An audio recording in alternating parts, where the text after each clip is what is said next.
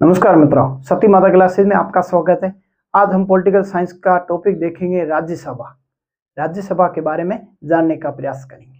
देखो, संसद के कितने अंग हैं? 3 हैं। संसद के कितने अंग हैं? 3 हैं। कौन कौन से? राष्ट्रपति, राज्यसभा और लोकसभा। अगर आपसे पूछे संसद के कितने सदन है, संसद के सदन 2 है। कौन कौन से?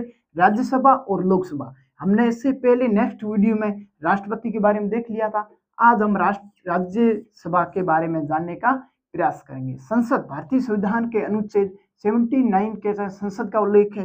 भारतीय संविधान का अनुच्छेद 52 के तहत राष्ट्रपति का उल्लेख है और अनुच्छेद 80 के तहत राज्यसभा और अनुच्छेद 81 के तहत लोकसभा के बारे में बताए गए। आज हम जानने का प्रयास करेंगे किसके बारे में? राज्यसभा के बारे में। राज्यसभा किसे कहते हैं, राज्यसभा कैसे चुनाव होता है, इसके बारे में हम संपूर्ण जानकारी प्राप्त करेंगे। आज हम बताएंगे राज्यसभा किसे कहते हैं, राज्यसभा क्या है। देखो, राज्यसभा के बारे में हम सबसे पहले देखेंगे राज्यसभा के उपनाम। क्या देखेंगे?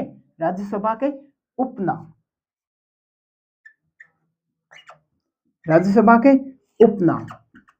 राज्यसभा को स्थायी सदन कहते हैं। स्थायी सदन।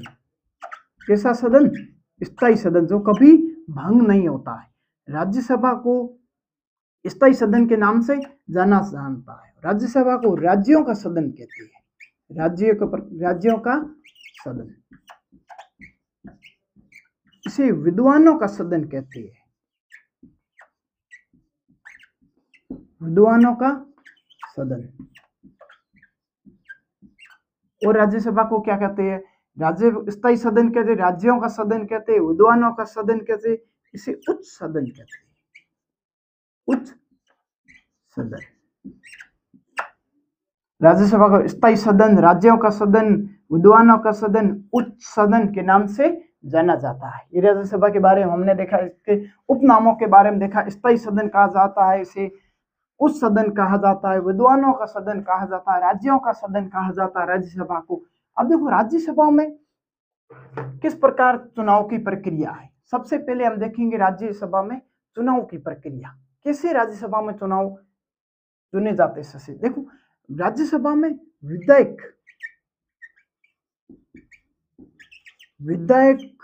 क्या करते हैं? सांसदों को चुनते हैं। कैसे?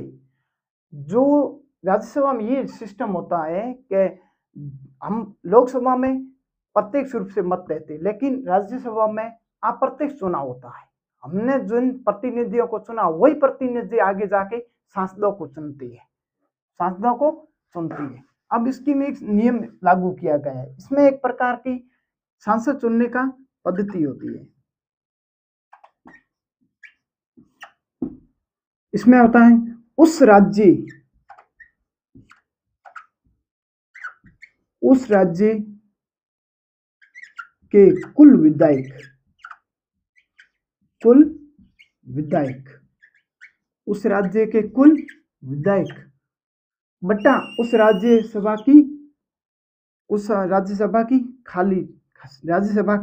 खाली सीटें। राज्यसभा की खाली सीट। राज्यसभा की क्या होनी चाहिए? खाली सीट प्लस 1 और उसका भी प्लस 1। अब किस प्रकार होता? देखो, सांसद, अब देखो इसमें उस राज्य के, माना कि पंजाब का उदाहरण लेते हैं।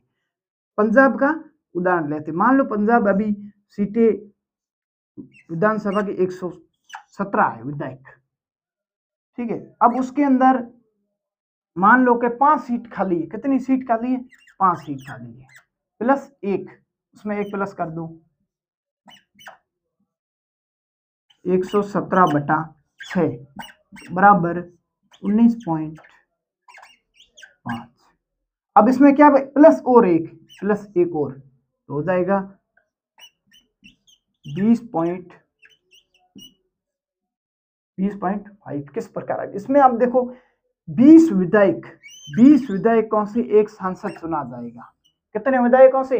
20 विधायकों से एक सांसद चुना जाएगा। 20 विधायकों से एक क्या चुना जाएगा? सांसद। 20 विधायक होंगे तो एक सांसद चुना जाएगा। इस प्रकार राज्यसभा का चुनाव प्रक्रिया। आपको कभी भी एग्जाम में पूछा जा सकता है, ये क्या करेगा, विधानसभा की सीटें दे देगा और कितनी खाली है वो सीट दे देगा, बताओ इसमें कितने कितने विधायक की आवश्यकता होती है। ध्यान रखना, उस राज्य के कुल विधायक कितने विधायक है और राज्य की खाली सीट कितनी प्लस एक करना और बाद में क्या करना, एक करना, फिर उसमें आ जाएगा विधायकों की, एक सांसद के लिए कितने विधायक की आवश्यकता होती है। इस प्रकार अब देखो आगे राज्यसभा में, आगे देखो अब राज्यसभा में हम देखेंगे, राज्यसभा के उपनाम देख लिए हमने इसकी, अब राज्यसभा की सीटों की संरचना देखेंगे।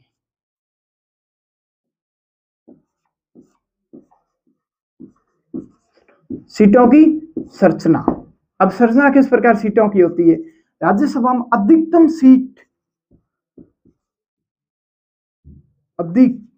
अधिकतम सीट कितनी राज्यसभा में, 250, कितनी 250, और अधिकतम सीट 250 है। इसमें से अधिकतम सीट 238 राज्यों से आ सकते हैं और 12 राष्ट्रपति मनोनीत करता है। राष्ट्रपति कितने मनोनीत करता है, 12 सदस्य। उसमें वर्तमान में राज्यों से कितने आ रहे, 229 आ रहे। ठीक है, इसमें राज्य और केंद्र शासित प्रदेश से कितने आने चाहिए, 238 अधिकतम, लेकिन वर्तमान में कितने राज्यों से कितने आ रहे, 229 और प्लस 4 आ रहे यूटी केंद्र शासित प्रदेशों से। कुल कितने हैं, 233 प्लस राष्ट्रपति मनोनीत करता कितने, 12 और 245 वर्तमान में राज्यसभा की सीटें है। कई बार प्रश्न पूछा, आप कंफ्यूज हो जाते हैं। राज्य और केंद्र शासित प्रदेश से 238 अधिकतम आ सकते हैं, लेकिन वर्तमान में राज्य से 229 आ रहे, 4 यूटी केंद्र शासित प्रदेश से आ रहे और 12 राष्ट्रपति द्वारा मनोनीत किया जाए। राष्ट्रपति कौन से सदस्यों को मनोनीत करेंगे, जिसमें से कला, विज्ञान, साहित्य, समाज सेवा, 4 श्रेणियां ध्यान रखना, कला, साहित्य, समाज सेवा और विज्ञान, 4 क्षेत्रों में। ऐसा नहीं क्रिकेट से दे दिया वो कला में ये गुना जाएगा, ध्यान रखना। इसमें हमने देख ली सीटों की संरचना, सीटों की राज्यसभा की संरचना देख ली। अब देखो राज्यसभा में कार्यकाल, क्या कार्यकाल देखेंगे, कार्यकाल। अब राज्यसभा के सदस्यों का कार्यकाल, राज्यसभा के सदस्यों का कार्यकाल कितना होता है, 6 वर्ष। कितना होता है, 6 वर्ष। इसमें क्या होता है, राज्यसभा का 6 वर्ष के, इसमें एक स्थायी सदन है, ये कैसा है आपको बताया मैंने पहले, स्थायी सदन है, स्थायी सदन है, कैसा सदन है, स्थायी सदन है। अब इसमें इनके ये नेम ये होता है क्या, हर 2 वर्ष बाद पद मुक्त होते हैं, हर 2 वर्ष बाद 1/3 सदस्य नए चुने जाते हैं, हर 2 वर्ष में एक बार चुनाव होता है। अब किसी होता पद मुक्त, देखो इसमें ये सिस्टम रहता है, इसमें सदस्यों की संख्या मान के चलो 2014, 2016, 2018 और 2020, 2022, इस प्रकार देखो। इसमें देखना हम 2014 में अगर 33% 99 सीटें मान के चलो, उसमें 33% 2014 में, 2016 में 33 और 2018 में 33% सदस्य चुने गए। अब ये 14 वाले जब 20 तक 18 तक आएंगे तो उनका शासनकाल पूरा हो जाएगा, इस कारण यहाँ पर 33 सदस्य और चुने जाएंगे। अब ये सदस्य जब 22 तक आएंगे इनका शासनकाल पूरा हो जाएगा, इस कारण 33 सदस्य और चुने जाएंगे। ये प्रक्रिया चलती रहेगी, ये प्रक्रिया चलती रहेगी। इसमें क्या होगा, कोटा ये इनके 6 साल पूरे हो गए, इसके यहाँ पे 6 साल पूरे हो गए तो ये हो जाएंगे पदमुक्त और दूसरे चुने जाएंगे आगे, ये सिस्टम रहता है। अब देखो आगे, इस कारण से स्थायी सदन का है, ये कभी भी भंग नहीं होता है, ये कभी भी भंग नहीं होता। अब देखो इसमें क्या होता है, एक होता है सभापति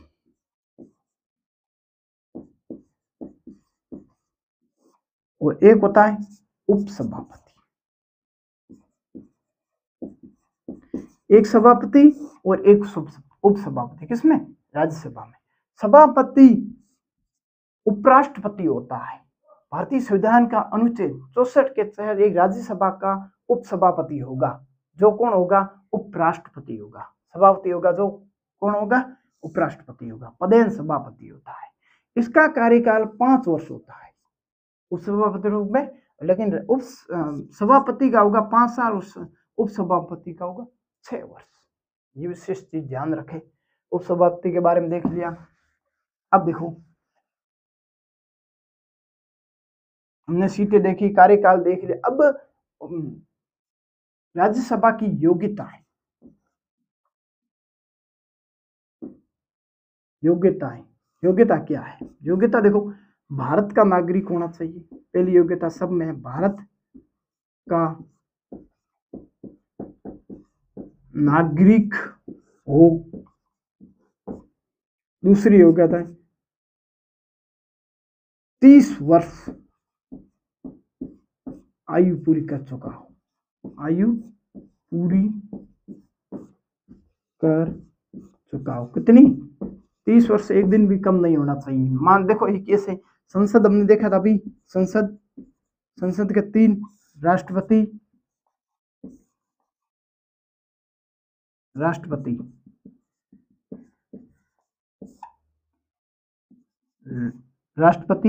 राज्यसभा और लोकसभा। देखो, लोकसभा 25 वर्ष, 30 वर्ष राज्यसभा और 35 वर्ष राष्ट्रपति, और उपराष्ट्रपति भी 35 वर्ष। ठीक है, ये ध्यान रखना, ये जरूरी है, इस क्रम ध्यान हो। लोकसभा का 25 वर्ष, राज्यसभा 30 वर्ष, राष्ट्रपति 35 वर्ष। तो ये हमने देख ली राज्यसभा की योग्यता में मिनिमम आयु कितनी हो चाहिए? 30 वर्ष। उसके बाद में लाभ के पद पर ना हो, लाभ के पद पर ना हो। लाभ के पद पर मतलब किसी भी सरकारी नौकरी में नहीं होना चाहिए, लेकिन ये सांसद होगा, विधायक होगा, इनका लाभ का पद नहीं माना जाता है। पागल या दिवालिया घोषित ना हो। पागल या दिवालिया भी घोषित नहीं होना चाहिए। कौन? राज्यसभा का सदस्य। ये हमने इनकी योग्यता देख ली। भारत का नागरिक हो, 30 वर्ष आयु पूरी कर चुका हो, पागल या दिवालिया घोषित ना हो और लाभ के पद पर ना हो। किसकी योग्यता देखी हमने? राज्यसभा के सदस्य बनने की योग्यता। अब हम देखते हैं राज्यसभा को विशेष कुछ दर्जे प्राप्त है। शक्तियां कौन कौन सी है राज्यसभा के लिए? शक्तियां देखो, भारतीय संविधान का अनुच्छेद 249, कौन सा अनुच्छेद? 249। अनुच्छेद 249 ये कहता है कि आपने सूचियां पढ़ी, सूचियां 3 प्रकार की थी, संघ सूची, राज्य सूची, समवर्ती सूची। संघ सूची में कानून बनाने का अधिकार केंद्र सरकार को, राज्य सूची में राज्य सरकार, समवर्ती सूची में केंद्र और राज्य दोनों कानून बना सकते हैं। अगर राज्यसभा को ये लगता है कि इस पर राज्य सूची का विषय है जिस पर केंद्र सरकार कानून बनाए, तो भारतीय संविधान का अनुच्छेद 249 के तहत ये विशेष इनको शक्ति प्राप्त है। किसके? राज्य के विषय पर केंद्र सरकार का कानून बना सकती है। अब ये कानून राज्य 249 के तहत कानून बना दिया। ये कानून 1 वर्ष के लिए होगा। कितना? 1 वर्ष के लिए। उसके बाद में स्वतः ही समाप्त हो जाएगा। अब देख दिया हमने शक्तियां कौन सी देख लिया हमने। राज्य सूची विषय पर केंद्र सरकार कानून बना सकती है। ये बहुमत पहले राज्यसभा में आएगा, राज्यसभा इसको 2/3 बहुमत से पारित करेगा। क्या करेगा? पारित करेगा। फिर लोकसभा में जाएगा, लोकसभा में 2/3 से पारित होने के बाद में इस पर कानून बना सकती है। ये इस प्रकार का विशेष बहुमत है। उसके बाद में अनुच्छेद 312 जिसमें अखिल भारतीय सेवाएं, अखिल भारतीय सेवा, अखिल भारतीय सेवाओं कौन कौन सी? अखिल भारतीय सेवाओं देखो, आईएएस, आईपीएस, आईएफ, अब देखो IAS, Indian for service, Indian police service, Indian forest service, ये क्या होती है? इसमें क्या किया जाए, अगर किसी भी और को जोड़ना हो, किसी भी और संस्था को जोड़ना है, तो उसके लिए पहले राज्यसभा में लाना पड़ेगा बिल। पहले बिल कहाँ पर आएगा? राज्यसभा में प्रस्ताव लाना पड़ेगा। राज्यसभा ने 2/3 बहुमत से उसे पारित कर दिया, फिर ही लोकसभा में जाएगा। लोकसभा में 2/3 करने के बाद में इसमें क्या हो जाएगा? संशोधन हो जाएगा। ये इसको एक विशेष दर्जा देता है। और तीसरी ये शर्त है, एक शक्ति है किसके पास? राज्यसभा के पास। उपराष्ट्रपति, उपराष्ट्रपति को, अगर उपराष्ट्रपति को हटाना है, अगर उपराष्ट्रपति को हटाना, तो पहले राज्यसभा में क्या लाए? प्रस्ताव लाना पड़ा। लोकसभा में कभी नहीं, पहले किस पर आएगा? राज्यसभा। राज्यसभा 2/3 बहुमत से उसे क्या करे? पारित करे, फिर लोकसभा में जाएगा। 2/3 पारित होने के बाद में राष्ट्रपति अपने पद से मुक्त हो जाएगा, पद से हट जाएगा। ये प्रक्रिया पहले राज्यसभा में, इन तीनों कंडीशन में पहले राज्यसभा में। अनुच्छेद 312 कहते हैं अखिल भारतीय सेवा पहले राज्यसभा में आएगी, कभी भी लोकसभा में नहीं। इसमें पहले राज्यसभा में, और राष्ट्रपति को पद से हटाना है तो भी राज्यसभा। इस 3 विशेष शक्तियां प्राप्त है। एक चीज और ध्यान रखें, भारतीय संविधान का अनुच्छेद 110 के तहत धन विधेयक के बारे में बताया गया। किसके बारे में बताया गया? धन विधेयक के। धन विधेयक राज्यसभा को मात्र 14 दिन का टाइम दिया जाता है। पहले लोकसभा में पेश होता है और राज्यसभा को मात्र 14 दिन का टाइम दिया जाता है। अगर राज्यसभा इसको पारित कर देते, ठीक है, स्वतः ही पारित माना जाता है। ये राज्यसभा की कुछ हमने ही कंडीशन देखी। अब इसमें देखो, भारत के प्रथम सभापति कौन थे? डॉक्टर सर्वपल्ली राधाकृष्णन भारत की प्रथम क्या थे? सभापति थे। हमने देख लिया राज्यसभा के सभापति, देख लिया, पद देख लिए। और एक चीज और जिसमें ध्यान, राज्यसभा का गठन कब हुआ? 3 अप्रैल